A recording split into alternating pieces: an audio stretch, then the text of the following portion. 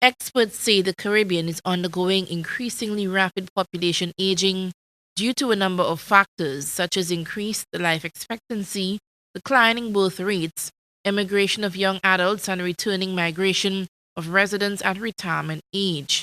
However, significant gaps still exist between policy and practice. The Social Development Ministry, with support from the Pan American Health Organization, is looking at formulating a national policy on aging. Statistical information shows in 2017 there were more than 71,500 people aged between 15 and 64 years. A situational analysis has been carried out by Dr. Wendy Crawford Daniel.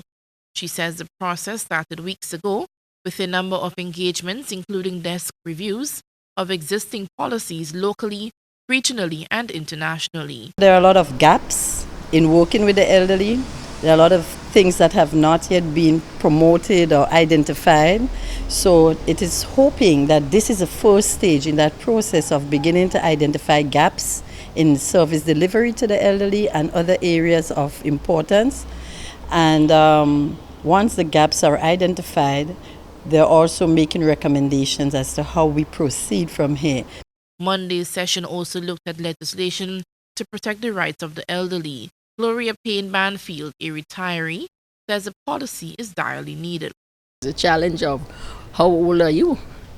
Okay, you're here 60 years age to retire. Now the NI is trying to climb up to 65. And you have a lot of young retirees who have made the time for retirement. In other words, it is 26 and 2/3 years, and they have made it. They might be 45. So what happens to them? And this is what you call about. They have to look at the human resource development program. How you utilize people with that kind of knowledge and experience in the system after they have retired. So it's worthwhile. The feedback from the consultation will be sent to the ministry to be drafted into the final policy.